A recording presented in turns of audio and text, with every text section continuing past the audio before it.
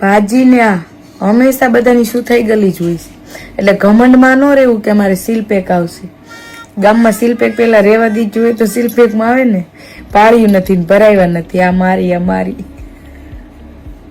સુહાગરાતને દિવસે ફકફક અવાજ આવે ને તો સમજી લેવાનું તમારી કરતા કોઈક હેવી ડ્રાઈવર ચડી ગયો છે.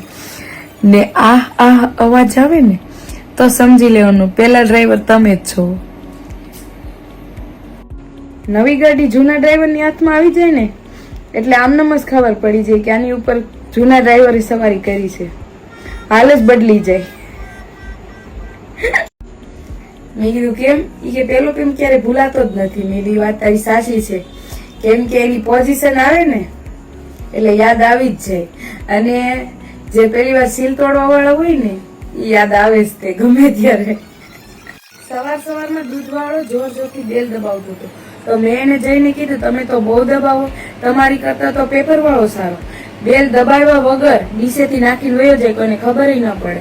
તો દૂધ વાળો કે મારે એમ જ કરવું, દબાવ્યા વગર નીચેથી નાખીને વહી જવું દૂધ. પણ એ મને બીજો ટર્ન મારી ગયો.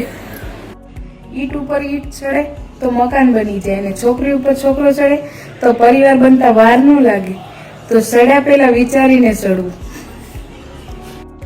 પુરુષનું જીવન કેવું હોય? બેલ્ટના બકલ જેવું. સામે તો લાટ કાણા હોય પણ નાખવાનું રોજે એક જ કાણામાં હોય.